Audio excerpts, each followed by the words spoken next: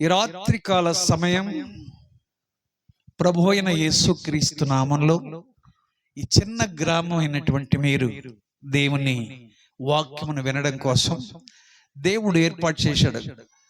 ఏమనో తెలుసా? ఒక పత్రిక సాయంత్రం మీకు అందుంటుంది. స్వర్గ నరకములను గూర్చి ఎప్పుడైనా తెలుసుకునే ప్రయత్నం చేశావా? స్వర్గ నరకమును గూర్చి అని.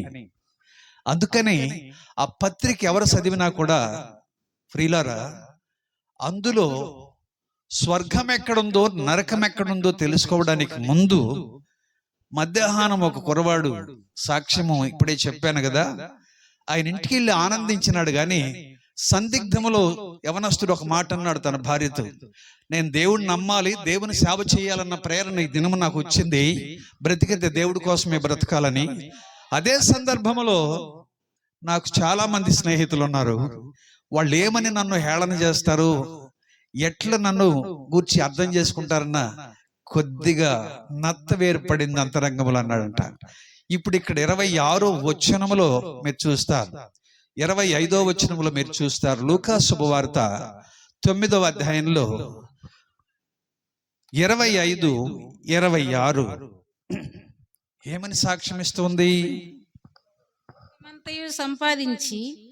లోకమంతయు సంపాదించి తన్ను తాను పోగొట్టుకుని ఎడల, తనను పోగొట్టుకుని ఎడల, లేక నష్టపరుచుకుని ఎడల వానికేమి ప్రయోజనము? నన్ను గూర్చి నా మాటలను గూర్చి సిగ్గుపడువాడెవడు? వాని గూర్చి మనిషి కుమారుడు తనకును తన తండ్రికిని పరిశుద్ధ దూతలకును కలిగి ఉన్న మహిమతో వచ్చినప్పుడు సిగ్గుపడును. ఎప్పుడు ఎవరొస్తారు? ఈ రాత్రి బాగా వినాలి. ఈ రాత్రి కాల సమయము శ్రేష్టమైన కార్యాలు. ఆమేన్. నీకేం ప్రకటించబడ్డది? ఏ పత్రిక అందించబడిందంటే, ఇక్కడ ఈ సత్యాన్ని నమ్మితే కొంతమంది హేళన చేస్తారని, కొంతమంది నవ్వుతారని, కొత్త దేవుడు అనుకుంటారని, ఇప్పుడే వచ్చిన మతం అని కూడా కొన్ని చెడ్డ ముద్రలు వేసేది భారతదేశంలో అనేకులు. అందుకని జరిగే చరిత్ర రెండుగా చెప్తున్నా. ఒక దినమన భూ ప్రపంచంలోకి ఎవరు వస్తారంటే, సాక్షాత్కరించిన సర్వేశ్వరుడైన దేవుడు భూలోకములకు వస్తాడు. ఆయనతో కూడా దేవదూతలు వస్తారు. ఆయనతో కూడా ఆయన కుమారుడైన యేసుక్రీస్తు వస్తాడు. ఈ దినమన కులము, మతము, జాతి, ఏమండి, ఈ దినమన ఆస్తి, ఐశ్వర్యము అని చెప్పుకొని వెనకంచి వేసావనుకో, ఆ దినమన సిగ్గుతో తలంచుకొని అగ్నిగుండానికి వెళ్ళిపోతావనే స్వచ్ఛమైన సత్యము ఇక్కడ వివరించబడింది. దేవునికి స్తుతి కలుగును గాక. గట్టిగా చెప్పండి. అందుకని మన గ్రామాన్ని ప్రేమించి దేవుడు, మన దేవుడు, మత దేవుడు కాదు. ఎవరి దేవుడు? సర్వ ప్రపంచమును నిర్మాణము చేసిన నిర్మాణాత్మకుడైన దేవుడు మన గ్రామమునకు ఈ సత్యమును వివరించడానికి భూలోకమునకు వచ్చెను. ఆమేన్. దైవం మానవ రూపేణ, మానవ రూపములో దేవుడు వచ్చాడు. ప్రపంచ దేశాలు ఎట్లాగా ఉన్నా భారతదేశము, ఏమండి, భారతదేశం ఐందవ సనాతన ధర్మం ప్రకారము దేవతలు అనేకులు ఉన్నారని నమ్ముతుంది. కేవలము ఒక దేశము, ఇండియా దేశం, భారతదేశం. నా చేతిలో ఉన్న ఈ గ్రంథము ప్రపంచమంతా ఉంటే దాదాపు 156 దేశములలో ఈ సత్యమును ఎరిగినటువంటి ప్రజలు కోట్ల సంఖ్యలో ఉన్నారు. అరబ్ కంట్రీలోను మరికొన్ని దేశాలలోను 53 దేశాలలో ముస్లిం సహోదరులు ఉన్నారు. ఒక్క భారతదేశములో మాత్రమే విగ్రహారాధన చేస్తూ ఉన్నారు. మీకు ఇచ్చిన పత్రికలో విగ్రహారాధకులు ఏమవుతారో ప్రకటన గ్రంథములో 21వ అధ్యాయం 8వ వచనములో పిరికివారును విగ్రహారాధికులను భయంకరమైనటువంటి స్థితిగతులు అక్కడ రాసి, గణగణమండే అగ్ని గంధకములకి చనిపోయిన ప్రతివాడును అక్కడ దగ్ధమైపోతుంది వాని జీవితము అని వ్రాయబడి ఉంది. ఆ దినమున అనేకులు మోక్షానికి వెళ్తుంటే సత్యం ఎరగని నీవు, స్వచ్ఛమైన దేవుడు ఎరగని నీవు సిగ్గుతో తలంచుకొని ఈ లోకములో ఉన్నదంతా సంపాదించిన, కోట్ల రూపాయలు ఆస్తి నీకున్నా, ధాన్యము నీకున్నా, యేసు క్రీస్తు నామములు చెప్తున్నాను, ఈ కోట్లాది ధనమును విడిచిపెట్టి చనిపోయి ఈ దేహమును విడిచిపెట్టి ఏముండయి, నువ్వు పేదవాడవైతే నిన్ను శవపేటకి నెత్తండ్రా పోవాలంటావు. ఒక్కరవ ధనికుడైతే బాబు ఆ మృతదేహాన్ని ఎత్తండ్రా వాసన వస్తుందని చెప్తావు. ఒకవేళ ఉన్నతంగా ఉంటే పార్థివ దేహమును ఎత్తండి అని అంటారు. 4 రకాల పేర్లు 5 రకాల పేర్లు ఈ దేహమునకున్నా ఈ దేహము దేవుడు కట్టినది, నీ జీవితానికి ఇచ్చినది. ఆ దేవుడే సృష్టికర్త అయిన ప్రభువు. కాబట్టి భారతదేశంలో ఉన్న ఏ నామాన్ని నువ్వు నమ్మినా ఏ నామములో రక్షణ లేదు గనక ఒక్క రక్షణ, పాప క్షమాపణ, ఆత్మరక్షణ, పాప క్షమాపణ, మరణించిన తర్వాత స్వర్గధామాన్ని నీకు అనుగ్రహించే దేవుడు ఈ రాత్రి మన మధ్యన ప్రబోధించడానికి తన భక్తులైన వారిని శ్రీకాళహస్తి పట్టణం నుంచి పంపించడము మీ దేవుడు మీకోసం. నా ప్రియ స్నేహితుడు, ఈ మధ్య ఫిలిప్పీన్స్ దేశం నుంచి నా ప్రియ మిత్రుడు, చాలా యవనస్తుడు వచ్చి ఒక మాట అన్నాడు. ఆయన ఎక్కడ సువార్త చెప్పినా కూడా మా దేవుడు మీ దేవుడు అన్నాడంట. ఇదిగో ప్రపంచాన్ని సృష్టించిన మీ దేవుడిని గూర్చి ఎక్కువగా చెప్పడానికి వచ్చినాము అంటాడంట. కరతాళధ్వనులతో దేవునికి స్తోత్రం చెప్పండి. ఈరోజు మధ్యాహ్నం కూడా ఆయన మాట్లాడుతున్నాడు, అనేకులకు సువార్తను అందిస్తూ ఉన్నాడు. ఆయనను దేవుడు కుటుంబాన్ని దీవించునుగాక. నేను కొన్ని విషయాలు చెప్తాను. మీరెవరో, మీ చరిత్ర ఏంటో, మీ కులమేంటో, మీ మతమేంటో, మీరు ఒక కాలనీగా ఉన్నారు అనంటే భారతదేశము చేపట్టిన విద్రోహ చర్యలు ఏమిటో తెలుసా? చతుర్వేదాలు ఘోషించిన, భగవద్గీత ఘోషించిన, అష్టదశ పురాణాలు ఘోషించిన నీవెవరో తెలుసా? ఈ కాలనీలో ఒక తక్కువ కులానికి చెందిన వ్యక్తివి. ఏ ధనిక వర్గం దగ్గరికి నిన్ను రానివ్వరు. కారణం తెలుసా? కొంత సమయము 2 విషయాలు మీ ముందుకు తేవాల. ఇప్పటికి మీరు వినని సంగతులు, ఎవరు చెప్పని సంగతులు 2 విషయాలు చెప్తా. ఆ 2 విషయాల్లో మీరెవరు అనంటే కడజాతి వారని కొంతమందిని అగ్రగణ్యులు ఈ భారతదేశంలో, ఏమండి, కొంతమందిని హరిజన, గిరిజన, అరుంధతి వాడలను ఏం చేస్తున్నారంటే కడజాతి వారని చెప్పి దూరముగా ప్రవేశపెడుతున్నారు. మీ చరిత్ర మీకు తెలుసు, నాకు తెలియదో నాకు తెలియదు కానీ ఒక్కసారి 58 సంవత్సరాల చరిత్ర వెనక్కెళితే 1973వ సంవత్సరం జరిగిన ఒక ఇన్సిడెంట్ మీకు చెప్తాను. గిరిజనుల కోసమే చెప్తాను ఈ చరిత్ర. 1973వ సంవత్సరం ఏమైందంటే, మీరు ఇలాగ కాలనీలు కట్టుకొని ఒక దగ్గర గుంపుగా కూర్చొని ఆ భాగ్యం ఒకప్పుడు మీకు లేదు. మిమ్మల్ని ఏం చేసినారు భారతదేశంలో వారంటే, చల్లా చెదరగా నువ్వెక్కడే గాని 2-3 కుటుంబాలుగా ఒక గ్రామంగా ఉండకూడదని అగ్రగణ్యులైనటువంటి మేధావులు, బ్రాహ్మణులు, క్షత్రియులు, వైశ్యులు మిమ్మల్ని ఎక్కడికో చెదరగొడితే, ఎక్కడో మాగాండ్లో తోటల మధ్య ఒక్కొక్క ఇల్లు, ఒక్కొక్క స్థలంలో కట్టుకున్న వారిని గిరిజనులు అంటారు. వీళ్ళకి ఎప్పుడు కాలనీలు లేవు. 4 కుటుంబాలు ఒక దగ్గర ఉండకుండా చేసింది భారతదేశం యొక్క కులం అనేటటువంటి స్థితి మన పేదరికాన్ని అలాగా సర్వనాశనం చేసిందండి. అయితే వీళ్ళు కూడుకోవడానికి దేవుడు ఏం చేశాడంటే, 1973వ సంవత్సరము ఇందిరమ్మ పరిపాలన 2 పర్యాయములు వచ్చింది. మీ అందరికి తెలుసు, నేను అప్పుడు చిన్నపిల్లవాడిని. ఒక సంభవం జరిగింది ఆంధ్ర రాష్ట్రంలో. బాగా వినండి చరిత్రను. అదేమి సంభవమో తెలుసా? ఒక రెడ్డి గారు ఒక పంటశాలలో కావిలికి పెట్టాడు గిరిజన వ్యక్తి అయిన వెంకటయ్య అనే వ్యక్తిని. ఆ వ్యక్తిని కోపం వచ్చి ఏం చేశాడు తెలుసా?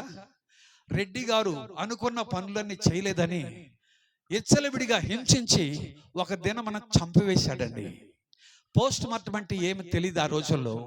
వెంకటయ్య అనేటటువంటి ఈ వ్యక్తిని ఆంధ్ర రాష్ట్రంలో ఈ వార్త ఎక్కడికి వెళ్ళిందంటే, పోలీస్ స్టేషన్ల దగ్గర నుంచి రాజకీయ నాయకుల దాకా, దేశ ప్రధానమంత్రి అయిన ఇందిరాగాంధీ దాకా వెళ్ళిపోయింది ఈ రిపోర్టు. దీన్ని పోస్ట్ మార్టం చేయడానికి 3 దినముల టైం పట్టింది. ఆ 3 దినముల టైంలో ఏం జరిగిందో తెలుసా? ఎక్కడికి తీసుకెళ్ళినా అగ్రగణ్యులు వాళ్ళని కాపాడాలని చూస్తున్నారు, చంపి హింసించిన వారిని. కానీ ఇందిరమ్మ ఒకే ఆర్డర్ ఫైర్ చేసింది ఢిల్లీ నగరం నుంచి. మీరెక్కడే గాని గిరిజనులు ఎక్కడెక్కడ పంటశాలలో ఉన్నారో ఒక కాలనీగా కట్టి ముందు తర్వాత వీళ్ళ భర్తం పట్టాలని కేసులు బనాయించి అగ్రగణ్యుల్ని 1973 సంవత్సరమున ఒక గిరిజన వ్యక్తిని చంపినందుకు గిరిజనులు ఎక్కడే గాని ఒంటరిగా ఉండడానికి వీలు లేదు. వారు ఒక కాలనీలో ఉండాల్సిందని ఇందిరాగాంధీ దగ్గర నుంచి ఒక చరిత్రాత్మకమైన ఒక విలువైన జీవో పాస్ అయి 3 మాసాల్లో కాలనీలు ఏర్పడ్డాయండి.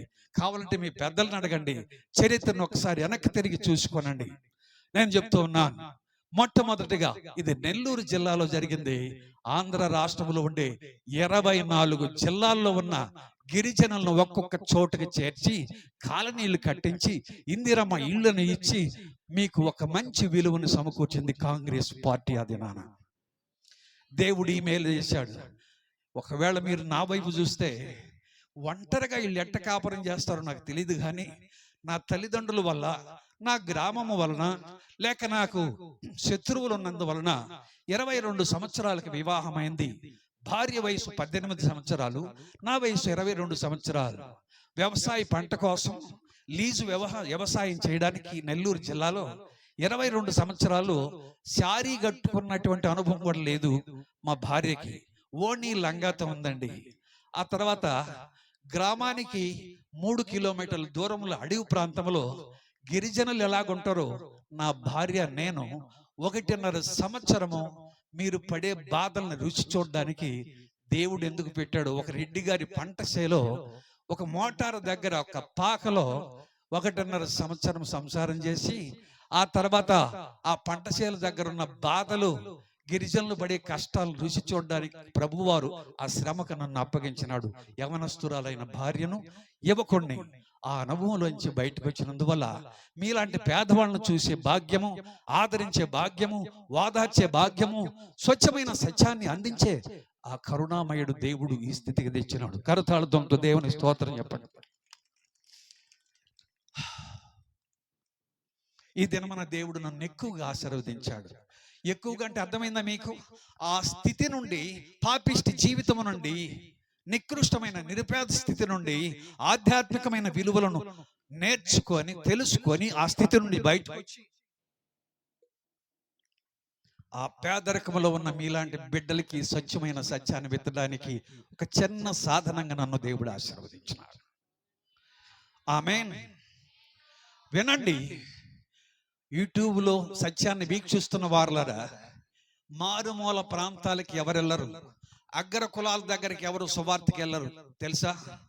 నిజమైన దర్శనం ఉన్న బోధకులు, దేవుని సంఘము, సత్యాన్ని మోసుకు తిరిగే వాళ్ళు మాత్రమే పరిశుద్ధులు, దేవుని ఎరిగిన బిడ్డలు, రక్షణ మారు మనసు పొందిన వారిని మీరు తెలుసుకోవాలా. ఇది మొదటి ఘట్టం. ఈ చరిత్ర మీలో ఎప్పుడైనా వినుంటే, దాని విలువ నీకు తెలుసుంటే, భగవంతుడు ఈ మేలు చేశాడని దేవుని కృతజ్ఞత చెప్పు. ఆమేన్. రెండవ ఘట్టం నేను అడుగుతున్నా, భారతదేశంలో ఉన్న గిరిజనులారా, హరిజనులారా అంటలేదు, యానాది కులానికి చెందినటువంటి వారులారా, మన కులాన్ని ఎంతగా వేధించి శోధించి మనల్ని చెడ్డ చూపి చూసినటువంటి మేధావులకి ఏమని బుద్ధి చెప్పాలా? ఒక్కరికైనా రోషం ఉందా? ఒక్కరికైనా మన విలువ తెలిసి వాళ్ళకి మించిన బ్రతుకు మనం బ్రతకాలన్న రోషము గిరిజన కుటుంబాల్లో ఒక్కరికైనా ఉందా అని నేను ప్రశ్నిస్తే మాకెవరికి లేదని చెప్పగలరు. భారతదేశంలో ఉన్న 28 రాష్ట్రాలు ఎన్నై. అయితే దేవుడు ఒక దినాన 29వ రాష్ట్రమైనటువంటి ఒక రాష్ట్రములో ఒక గిరిజన బిడ్డకి దేవుడు చదువు సంఖ్యలు లేని స్థలములో గిరిజన కుటుంబంలోంచి చదువుకున్న ఒక బిడ్డ నాకు 2012వ సంవత్సరం పరిచయమైంది. చరిత్రాత్మకమైన ఘట్టం అది. కొన్ని నిమిషాలు చెప్తాను, గొప్ప మనసుతో గ్రహించాలి. ఇక్కడ ఉపాధ్యాయులు ఏమండి, గొప్ప టీచర్లు, మేధావులు, స్కూళ్లలో, హాస్టళ్లలో కూడా తెలియచేయని చరిత్ర కొన్ని నిమిషాలు నేను వివరిస్తాను. భారతదేశ ప్రధానికి తెలియదు, భారతదేశంలో ఉన్న ప్రథమ శ్రేణిలో ఉన్న రాష్ట్రపతికి తెలియని సీక్రెట్ 2012 నుంచి 2014, 2016 దాకా టీవీ ఛానళ్లలోనూ దినపత్రికల్లోనూ మార్మోగిన ఒక చరిత్ర మీకు కనుదృష్టికి తీసుకొని వస్తూ ఉన్నాను. ఆమేన్, ఆమేన్. ఒక గిరిజనుడికి ఇంత ఇల్లు వస్తుందా? ఎప్పటికి కూడా ఒక అగ్ర కులంలో ఉన్నవాడు తక్కువ కులంలో ఉన్న వారిని అరికాలు కిందేసి తొక్కేసే దుర్మార్గపు చర్య, ఈ దుర్చర్య మన భారతదేశంలో మాత్రమే ఉందే. తెలుసా మీకు? ఆ దుశ్చర్యని మార్చడానికి ప్రపంచ దేశములు ఎవరయ్యా గొప్పోళ్ళు అంటే మీ భారతదేశం చెప్తుంది 3 అగ్రవర్ణాలని. బ్రాహ్మణులు ఎవరండి? 2వ స్థానములో క్షత్రియులు, 3వ స్థానములో వైశ్యులు, ఆ కింద భాగములో ఉన్నారే వీళ్ళందరూ కడజాతి వారు. ఆమేన్. శూద్రులు ఒక్కరో ఇంకొక మెట్టు దగ్గర ఉంటారు. ఈ స్థితిలో ఉన్న ఈ కర్మ కాంచాళం బాపుకోవడానికి ఒక నూతనమైన ద్వారాన్ని దేవుడు తెరిచాడండి. అది 1974వ సంవత్సరం. బాగా నోట్ చేసుకుంటే చరిత్ర ఏమండి, అది ఖగోళ శాస్త్రం భూగోళ శాస్త్రం కాదు, ఒక మానవ చరిత్ర మలుపు తిరగడానికి భగవంతుడు చూపించినట్టు ఆ మార్గము గొప్పదని చూడడానికి, ఇది మతము కాదు గొప్ప మార్గం అని తెలియచేయడానికి బ్రిటన్ దేశం లేక దాని పేరు స్వీడన్ దేశం అని గుర్తుపెట్టుకోవాలి. ఇది నా మా కళ్ళు తెరవాలని, మా వాళ్ళకి నేర్పాలని వాళ్ళ వాట్సాప్ గ్రూపులలో కూడా వాళ్ళ చరిత్రని కోడీకరించడం చూశాను. Praise the lord. ఒక బిడ్డ మన రాష్ట్రానికి 1800 కిలోమీటర్ల దూరంలో ఉన్న ఒడిశా రాష్ట్రం ఏమనుంది? ఒడిశా రాష్ట్రంలో 1974వ సంవత్సరం 75వ సంవత్సరం ఒక కుర్రవాడు 10th క్లాసు చదువుకుంటూ హరిజన కులానికి చెందిన ఒక దరిద్రుడు, పేదవాళ్ళు తల్లిదండ్రులు చదివిస్తే 10వ క్లాస్ చదువుకున్న బిడ్డ మరి చదివించడానికి ఆ తర్వాత డబ్బులు లేనందువల్ల కుర్రవాడు హై ర్యాంకర్ అవుతున్నాడు ఒక్కొక్క మార్కు లిస్ట్ లో. Praise the lord.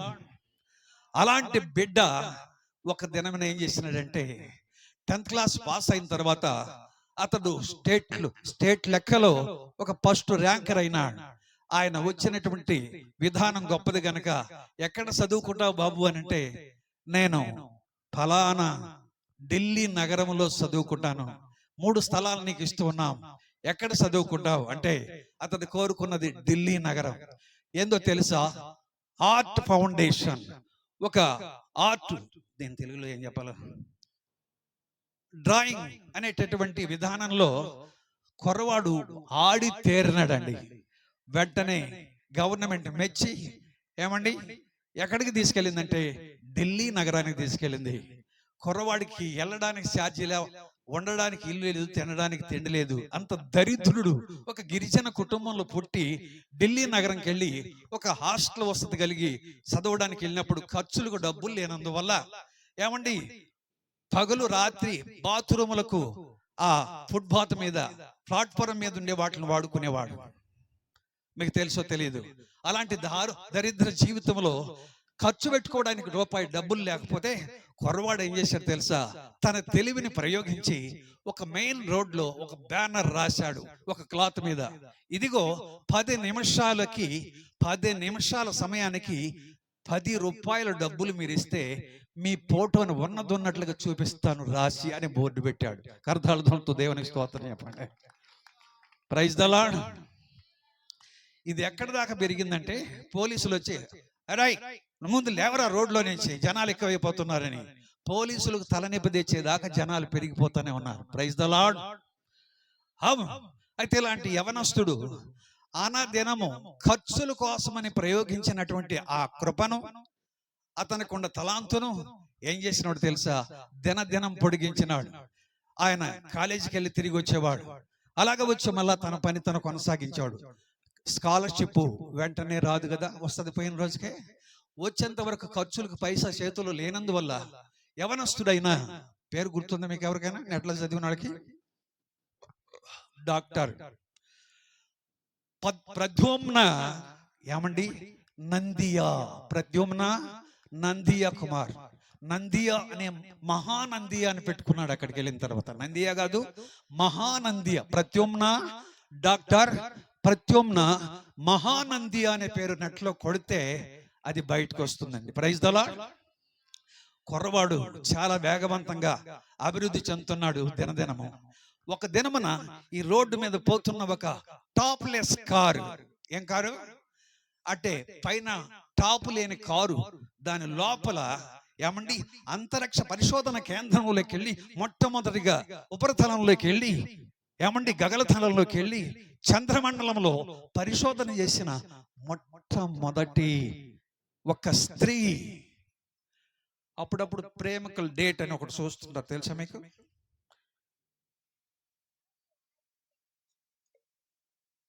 ఆ డేట్లో ఆమెను గురించి ఎక్కువ రాస్తారు. ఆమె ఏం చేసిందో తెలుసా? వాలెంటనా తెరుసుకోవా, ఏం పేరది? వాలెంటనా తెరుసుకోవా. ఆ టాప్లెస్ కారులో పోతూ ఉంది. ఢిల్లీ నగరం అంతా ఆమె చూడడానికి కొన్ని వేల మంది వస్తున్నారు చుట్టూ. అయితే అక్కడికి రాగానే ట్రాఫిక్ జామ్ అయింది. కుర్రవాడు బ్యానర్ దగ్గర ఆగిన వెంటనే కొన్ని నిమిషాల్లో మేడం గారిని ఫోటో షాట్ చేశాడు. తన కళ్ళతో చేసి ఆ బొమ్మని నిమిషాల్లో గీసేసి తనతో పోతున్న సెక్యూరిటీ సిబ్బంది చేతులు పెట్టి మేడం గారి చేతికి ఇవ్వండి అన్నాడు. Praise the lord. ఆమె విశ్రాంతి భవనంలోకి వెళ్ళినప్పుడు ఆమెతో ఉన్నటువంటి సిబ్బంది ఆ చిన్న ఫోటో ఇచ్చారు. చూస్తే ఎలాగో తెలుసా? ఆమె ఎలాగైతే కారులో ఉందో అలాగా 5 నిమిషాల్లో రాశాడు. 10 నిమిషాలని చెప్పిన కుర్రవాడు. కరతాళ ధ్వనితో దేవుని స్తోత్రం చెప్పండి. దాన్ని చూసిన తెరుసుకోవా ఏం చేశాను తెలుసా? ఉదయకాలానికి ఆయన అర్జెంటుగా పట్టురండి అతడు అన్నది. Praise the lord. నేరుగా ఆయన చూడ్డానికి వెళ్ళినప్పుడు సిబ్బంది, ప్రజలు కొన్ని వేల మంది ఢిల్లీ నగరం నిండిపోంటే కుర్రవాడు నేరుగా దగ్గరికి వెళితే ఆమె అభినందిస్తూ ఉంది ఆయన్ని. ఆమేన్. అంతరిక్షములో నుంచి వచ్చినటువంటి స్త్రీ అడవి ప్రాంతము నుంచి వచ్చిన ఒక యువకునితో శ్రేష్టమైనటువంటి ఒక సబ్జెక్ట్ నా దినపత్రికలన్నీ రాసేసాయండి. అంతరిక్షములో నుంచి వచ్చిన స్త్రీని అడవి ప్రాంతం నుంచి పోయిన కుర్రవాడు కలిశాను. ఆమేన్. అడవి ప్రాంతము నుండి వెళ్ళిన నేర్చుకున్నాయన అడవి ప్రాంతము నుండి వెళ్ళిన కుర్రవాడు మేడమును కలిశాను. ఆ 2 ఫోటోలు దినపత్రికల్లో భారతదేశంలో 18 భాషలకు వెళ్ళిపోయింది ఈ ఫోటో. Praise the lord. వినండి, దేవుని గురించి నేను మళ్ళా చెప్తాను. మీ కులమును గురించి, మీ విలువను గురించి, మీ బిడ్డలు పాడవుతున్న విధానాన్ని గురించి, వాళ్ళు డెవలప్ అయిన విధానాన్ని నేర్పడానికి, భక్తిని బోధించడానికి ఈ గిరిజన కాలానికి దేవుడు తెచ్చినందుకు మీరు గొప్పవాళ్ళు. మీరు నమ్మబోయే దేవుడు గొప్పవాడు. ఆమేన్. అయితే ప్రియులారా, జరిగిన సంభవం ఏంటో తెలుసా? శ్రేష్టమైన అనుభవం. ఒక సందర్భం వచ్చేసింది.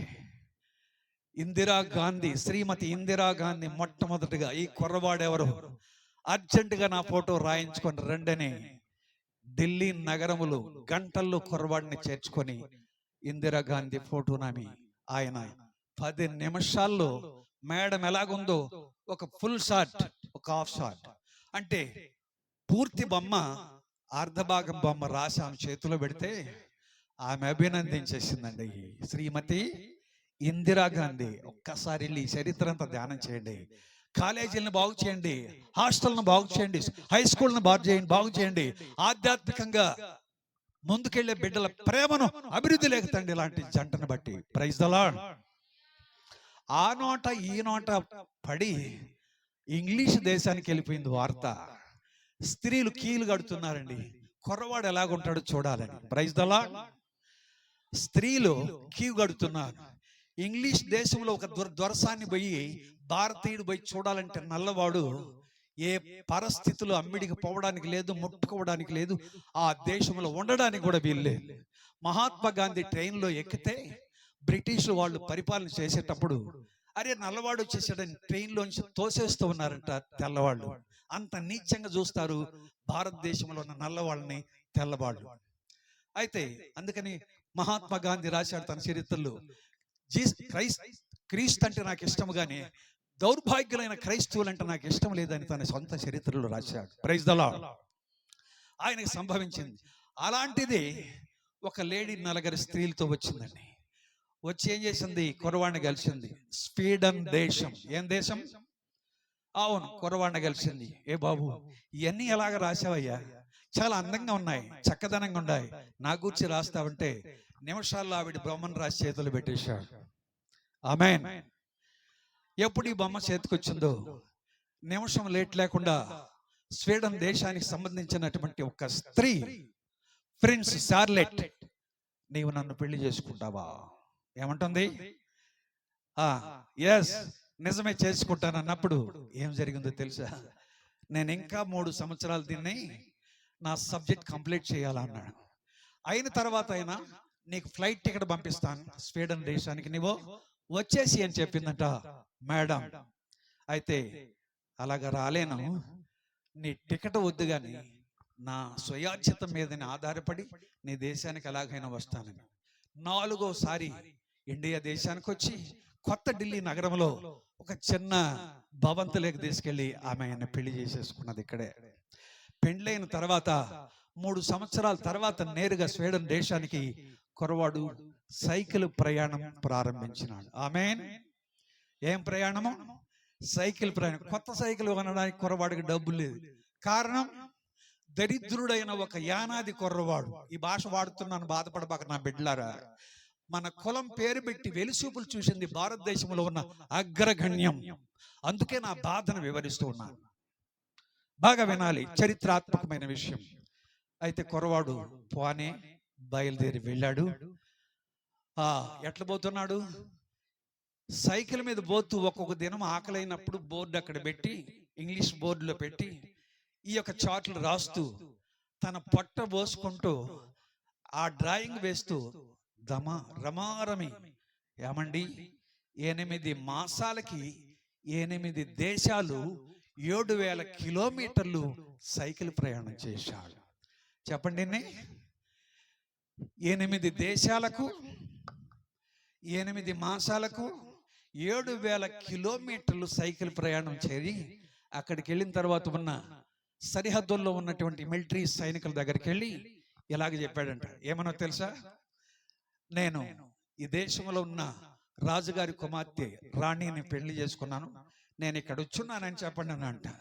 అక్కడున్న సిబ్బంది పక్కపక్క ఎరినవ్వు నవ్వి, చూస్తే నల్లవాడివిగా ఉండవు, పిల్లవాడివిగా ఉండవు, ఎంత పెద్దోళ్ళతో పెట్టుకున్నావరు నువ్వు గొడవ, ఈ పేరు తెలిస్తే నేను చంపేస్తాను, తిరిగి వెళ్ళరా అని కూడా బెదిరించారంట. ఒక్క నిమిషం ఆగండి అని తన పాకెట్లో ఉన్న తన వివాహములో రాసుకున్న ఆర్ట్లో ఉన్నటువంటి ఫోటోలు వాళ్ళకి చూపించినాడంట. అరే ఎంత దారుణం అనేది. ఒక్క నిమిషం. వెంటనే సైనిక సిబ్బంది అంతా భయపడిపోయి ఫోన్ కాల్ చేస్తే నిమిషాలు హెలికాప్టర్ వచ్చి వాళ్ళ ముందు నిలిచిపోయిందంట. కరతాళ ధ్వనితో దేవుని స్తోత్రం చెప్పండి. భర్తను కౌగిలించుకుంది. తెల్లవాళ్ళు తల్లిదండ్రులైన వాళ్ళ దగ్గరికి తీసుకెళ్ళి, ఈయనే నా భర్త, అయ్యో ప్రపంచానికి పెద్దవాళ్ళం మనం, ఈ నల్ల జాతీయుని తీసుకొచ్చి మన ముందు పెడతావా అని తల్లిదండ్రులు దుఃఖపడుతూ ఏడుస్తూ, ఎలాంటి వాడు ఎందుకు దొరికాడన్నప్పుడు ఆమె ఇచ్చిన ఆన్సర్ ఏంటి తెలుసా? జీవమగల మన దేవుడైన యేసు ప్రభువు నామములో తక్కువ ఎక్కువ అంది. ఆయనని వేరుగా మనల్ని వేరుగా సృష్టించాడు ఆ దేవుడు. ఏ వేదములు లేదు ఈ ఆన్సర్ తెలుసా? అలాగైతే నేను అక్కడికి ఇండియా దేశానికి వెళ్ళిపోతానండి. వద్దు తల్లి, మేమే వివాహం చేస్తాం. ఒక చిన్న లాడ్జీ భవంతిలో జరిగిన చిన్న వివాహము ప్రపంచ దేశాలకు తెలిసేటదిగా బ్రిటన్ దేశంలో, ఏమండి ఎవరైనా ప్రత్యుమ్న కుమార్, ప్రత్యుమ్న మహానందియ పేరు బాగా రాసుకో. ప్రత్యుమ్న, డాక్టర్ ప్రత్యుమ్న మహానందియ అనే కుర్రవాడు వివాహము కొన్ని కోట్ల మందికి తెలిసేటట్టుగా భారతదేశం కాదు 230 దేశాలకు తెలిసేటట్టుగా పత్రికేసి రాసేశారు, వివాహ పత్రిక. ఆమేన్. ఈ చరిత్ర ఎప్పుడు బయటకు వచ్చిందంటే 2012వ సంవత్సరమున, ఏమండి మార్చి మాసము 6వ తారీఖున, మార్చి మాసము 6వ తారీఖున ప్రణయ్ ముఖర్జీ అనేటటువంటి మన రాష్ట్రపతి ఆ దేశానికి వెళ్ళాడు. ఒక గెస్ట్గా కూర్చున్నప్పుడు మొట్టమొదటిగా ఆయన చేతికి అందిన పుస్తకం ఏంటో తెలుసా? ఈ చరిత్రాత్మకమైన ప్రేమికులు ఉండరే, వాళ్ళని కూర్చి పెద్ద నవల రాసేసి ఉన్నారంట ఆ దేశం అంతా. ఆ గిఫ్ట్ గా ఎప్పుడైతే ప్రణయ్ ముఖర్జీ గారు చేతికి అందుకున్నాడో దాన్ని చూసి ఇండియా దేశానికి ఎంత పేరు తెచ్చిన కుర్రవాడిని అర్జెంట్ గా చూడాలన్నట్ట. Praise the lord. వెంటనే భార్య భర్తలు గంటల్లో వచ్చి, క్షణాల్లో వచ్చి మన రాష్ట్రపతి ముందు కూర్చుంటే ఆశ్చర్యపోయినాడంట. భారతదేశంలో ఎవరిని బట్టి ఎంత సంతోషం లేదు నాయనా. ఒక చిన్న దేశం, ఒక చిన్న రాష్ట్రమైన ఒడిశా రాష్ట్రంలో ఒక గిరిజన కుటుంబంలో పుట్టిన బిడ్డవి ఎంత గొప్ప చదువు చదివి ప్రపంచ దేశాలకి పేరు తేవడానికి, నా ఇండియా దేశానికి తెలిసినటువంటి వాడు, నా ఇండియా దేశంలో పుట్టిన నా బిడ్డ ఇక్కడ ఉండాడన్న గర్వము, అతిశయము నాకు కలిగించినందుకు నా బిడ్డగా నిన్ను అభినందిస్తున్నాను బాబు. భార్యాభర్తల్ని సన్మానించి ఆశీర్వదించి అభినందించిన వాడు ఒరిస్సా రాష్ట్రానికి చెందిన ప్రత్యుమ్న డాక్టర్ మహానందియా. ఆమేన్. ఎంత గొప్ప భాగ్యం ఎవరిచ్చారని చెప్తాడంటే, ఒరిస్సా రాష్ట్రానికి హెలికాప్టర్లో వచ్చిన మేధావి భూమి మీద సాగిలిపడి మోకాళ్ళేసి ప్రార్థన చేస్తూ, పరలోక దేవుడు, నన్ను ఆశీర్వదించిన దేవుడు, నా దరిద్రాన్ని తీసేసిన దేవుడు, నా కులాన్ని తీసేసిన దేవుడు, నా మతాన్ని తీసేసిన దేవుడు, గొప్ప దేవుడు, గొప్ప ఏమండి గొప్ప రాజుల ఇండ్లలో వివాహం చేసి గొప్ప దేవుని నమ్ముకునే భాగ్యమును దయచేసినందుకు మీ అందరి ఎదుట సాగిలిపడి, ఒక మట్టి మీద సాగిలిపడి ప్రార్థన చేశాడు యేసుక్రీస్తు. కరతాళ ధ్వనులతో దేవునికి స్తోత్రం చెప్పండి. నా ప్రియమైన పూడి ప్రాంతంలో ఉన్న గిరిజన ప్రజలారా, ఒక దినం వస్తుంది, ఎంత గొప్ప కులస్తుడైన చస్తే నరకానికి వెళ్ళిపోతాడు. చదువమ్మ ప్రకటన గ్రంథం గట్టిగా. ప్రకటన గ్రంథం. తెలియమాల మేధావులు టీవీ ఛానల్లోకి వెళ్ళి మా విగ్రహారాధన విమర్శిస్తున్నారు, మా దేవుళ్ళని తిడుతున్నారని చెప్పి ఏకుడే ఏకుడు, గోకుడే గోకుడు. అరే మేధావులారా, క్రైస్తవులు ఏ తప్పు చేయలేదు బాబు. యేసు ప్రభువు రాసిన మాటలేందంటే, తన చేతిగుండా పద్మాస దీపంలో స్వర్గరాజ్యముతో సంబంధం కలిగిన యోహాను పరమ భక్తుడి దగ్గర రాయించిన మాట ఏంటంటే, 8 రకాల ప్రజలు నరకగుండానికి వెళ్ళిపోతారంట. ప్రకటన గ్రంథం 21వ అధ్యాయం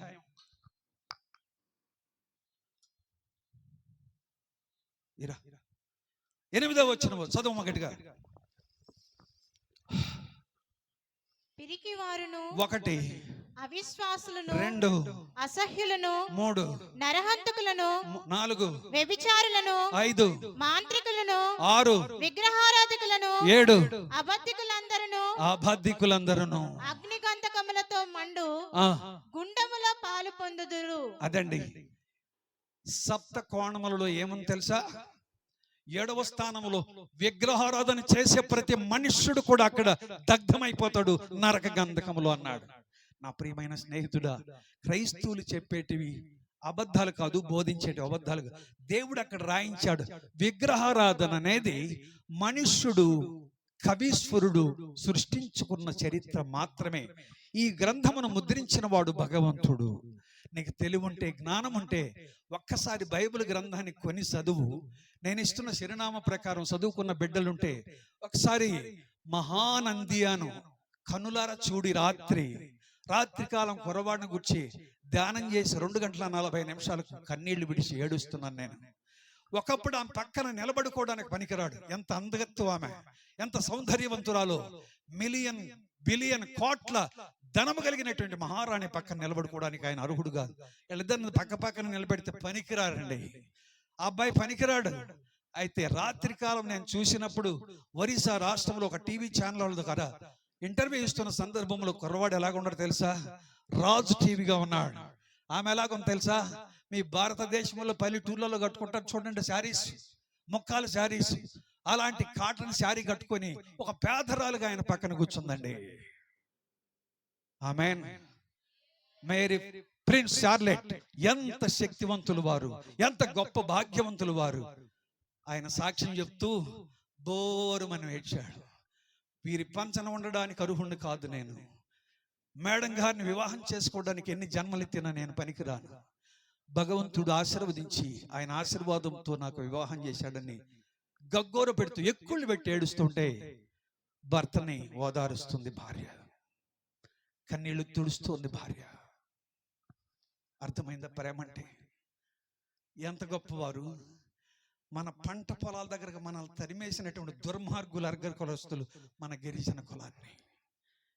ఆ మహాతల్లి ఇందిరాగాంధీ 4 ఒక దగ్గర పెట్టండి బాబు బతుకుతారు, పంటశాలల్లో వాళ్ళు ఉండకూడదని 1974వ సంవత్సరం 3వ సంవత్సరములో మీకు ఒక కాలనీగా దేవుడు ఆమె ద్వారా ఇచ్చాడండి. ఈ దినాన మనం దరిద్రులం అనుకోకూడదు, ఐశ్వర్యవంతులం. మనం దేవుడికి మొక్కేది ఎందుకంటే నేను చెప్పుచున్నాను, మన పాపక్షమాపణ, ఆత్మరక్షణ, మరణం వస్తే మోక్షములకి వెళ్ళడానికి దేవుడు నమ్మాలి. కానీ ఎవరో తెల్లవాళ్ళ దేవుడు, నల్లవాళ్ళ దేవుడు, ఆ కులం దేవుడు కాదు. ఈయన ఈ సృష్టిని, భూమిని, ఆకాశమును, సూర్యచంద్ర నక్షత్రాదులను నిర్మించిన మహాదేవుడు ప్రభువైన యేసుక్రీస్తు. యేసుక్రీస్తును నమ్ముకుంటే, విశ్వసిస్తే ఈ దినమున ఇక్కడ మరణం వచ్చిన స్వర్గానికి తీసుకెళ్లే దేవుడు అక్కడ ఒకే సింహాసనం మీద ఉంటాడు. కోరుకున్నన్ని సింహాసనాల మోక్షంలో దేవుడు దేవతలకు ఉండవు. ఒక్క దేవుడికి ఆ సింహాసనం. ఆ సింహాసనం చుట్టూ ఇంద్రధనస్సు ఉంటుంది. ఆ సింహాసనం చుట్టూ 4 జీవులు ఉంటాయి. ఆ సింహాసనం చుట్టూ 24 పెద్దలు ఉంటారు. ఆ సింహాసనమునకు ఇరువైపులా కొన్ని కోట్ల దేవతలు, దేవదూతలు ఆయన నామస్మరణ చేస్తూ ఉంటారు స్వర్గములో. ఒక దినాన మనం మరణిస్తే ఈ ప్రభువును నమ్ముకొని మనము కూడా వాళ్ళతో కలిసి సంగీత నాదములతో ఆయన స్తుతించే భాగ్యవంతులు అవుతాం. మనకు, మన కుటుంబానికి, ఏమండి, మనకి, మన కుటుంబానికి మరణము లేదే సుప్రభువును నమ్మితే. నేను చెప్పిన, ఏమండి, అష్ట దిశలలో, అష్ట కోణములలో ఏది దేనిలో నీ ఉన్న నరకము నీకు తప్పదు, నాశనము నాకు కూడా తప్పదు. ఆ స్థితిలో ఉంటే యేసు ప్రభువును దేవుడుగా, రక్షకుడుగా నమ్ముకుంటే పరమను చేర్చబడేది మనము భాగ్యవంతులము. పేదలకు సువార్తను ప్రకటించుడు, బేదలకని దేవుడు పంపిస్తే. ఒకప్పుడు నేను నిరుపేదనే. ఈ దిన మన నిరుపేదల దగ్గరికి వచ్చి ఈ సత్యమును తెలియజేస్తున్నా. గిన్నెడు చన్నీళ్ళు ఇచ్చిన ఆశీర్వాదం పోగొట్టుకోరంటే అక్కడ ఎవరో ఒక ఎర్రి తల్లి ఇంతమందికి మాకు చన్నీళ్లు మించిన ఆశీర్వాదం పొందుకోవడానికి అన్ని పానీయం ఇచ్చింది గోపి, అలాగే శుభమ్మ అనే దంపతులు. దేవుడు వారిని దీవించుగాక, మన గ్రామాన్ని దేవుడు రక్షించునుగాక. ప్రార్థనతో కూడికను ముగించుకుందాం, ప్రార్థన చేసుకుందాం, మోకరిస్తాం. క్లుప్తంగా సేవకురాలు ప్రార్థన చేస్తాం. భూమి ఆకాశములకు కర్తవైన దేవా, అత్యున్నత సింహాసనం మీద ఆసీనుడవైన దేవా, ధవళవర్ణుడా, రత్నవరుడా, మీకు స్తోత్రములు, స్తోత్రములు. మీరు ప్రేమించి పూడి అని ఈ గ్రామంలో, నాయన ఈ గిరిజన కాలనీలో మా గొప్ప దేవుని గూర్చి వివరించే భాగ్యము దేవా మీ దైవజనులకు మీరు అనుగ్రహించినందుకు స్తోత్రములు, స్తోత్రములు చెల్లిస్తున్నాను. ఆకాశమందున్న దేవా, భయంకరుడు ఒక గొప్ప దేవా, భీకరుడు ఒక తండ్రి, మీకు స్తోత్రములు చెల్లిస్తున్నాను ఆయన. అవును ప్రభా, పిరికివారు, అలాగే తండ్రి విగ్రహారాధికులు, అయ్యా అనేక విధములుగా తండ్రి నరకానికి వెళ్ళిపోతారని మీ ఒక పరిశుద్ధ లేఖనములు చెప్తున్నాయి. మహాగణుడు అయిన దేవా, అమాయకులైన బిడ్డలు ఒకప్పుడు నిజముగా పొలాల్లో తండ్రి ఆ రీతిగా నాయన పాకలలో ఉన్నప్పుడు గొప్ప దేవుని నామం పేరట నాయన మేము ప్రార్థన చేస్తున్నాను. ఈ బిడ్డలు ఈ దినమున కాలనీగా ఉండడానికి అనేక విధాలుగా నాయన గొప్ప చదువులు చదివే భాగ్యము మీరు ఇచ్చినందుకు మీకు స్తోత్రములు చెల్లిస్తున్నాను. ఒరిస్సా రాష్ట్రములోనైనా మీరు మేలు చేసినందుకునైనా, మీరు రక్షించిన కుమారుడు మీ గూర్చి సాగిలపడినైనా నీ సన్నిధిలో ప్రార్థన చేశాడు. పరలోకమందున్న దేవుడు నన్ను ఆశీర్వదించి అన్న మాట గొప్ప మాటనైనా. ఆ విషయం ఈ బిడ్డలందరూ తెలుసుకొని యేసుక్రీస్తుని అంగీకరించడానికి సహాయం చేయనైనా. ఇదిగో ప్రభువా, ఈ పరిశుద్ధ ఆరాధన దినములో ఆకాశమందున్న దేవుని యొక్క సత్యమును వివరించడానికి మీ సంఘమును, అలాగే మా తండ్రి మీ సేవకులను నడిపించి గ్రామంలో ఈ నడివీధిలో మీ రక్షణ గూర్చిన సువార్త ప్రకటించే భాగ్యము, ధన్యత మీరు ఇచ్చినందుకు స్తోత్రములు. విత్తబడిన సత్యములకు నీరు కట్టండి, ఫలింప చేయండి, అనేకులను రక్షించండి, విమోచించండి. ఈ లోకమనే పాపం నుంచి, శాపము నుంచి విడిపించి దేవా మీ మోక్ష మార్గంలో ప్రవేశించేందుకు మీరు కృపదైత్యమని వేడుకుంటూ, ఇంతవరకు నాయన మీరు అనుగ్రహించిన, మీరు చేసిన ప్రతి విధమైన మేళ్లను బట్టి స్తోత్రములు. దేవా, ఇంత వస్తు సామాగ్రులతో ప్రభు మేము వచ్చి ఈ గ్రామంలో ప్రయాసతో వచ్చాం. ప్రభునందు మీ ప్రయాస వ్యర్థం కాదన్న మీ వాక్యము నమ్మదగింది గనక ఈ గ్రామంలో రక్షణ క్రియ జరిగించే అనేకుల్ని నా దేవ పరలోక రాజ్య వారసులుగా చేయమని వేడుకుంటూ, ఈ సమయంలో ప్రభు మీ దాసులని బలమైన మీ సాధనంగా మీరు వాడుకున్నందుకు మీ కృతజ్ఞత స్తోత్రములు చెల్లించుకుంటూ, మా ప్రభువును రక్షకుడైన యేసుక్రీస్తు నామములో వాక్యమైన దేవుని పేరట ప్రార్థన చేసి వేడుకున్నాను తండ్రి. మన ప్రభువు మన కోసం ప్రాణం పెట్టి రక్తమును కార్చి సిలువ వేయబడ్డాడు. ఆ జీవితం మనకిచ్చి యేసునందు విశ్వాసం ఉంచిన వారికి ఏ శిక్షా విధి లేదు. ప్రభు అయిన యేసుక్రీస్తు వారి కృప, తండ్రి అయిన దేవుని ప్రేమ, పరిశుద్ధాత్మ దేవుని సన్నిధి, సమాధానం కూడి ఉన్న మనకు సకల పరిశుద్ధులకు గ్రామస్తులకు సదా తోడై ఆదరించునుగాక. ఆమేన్.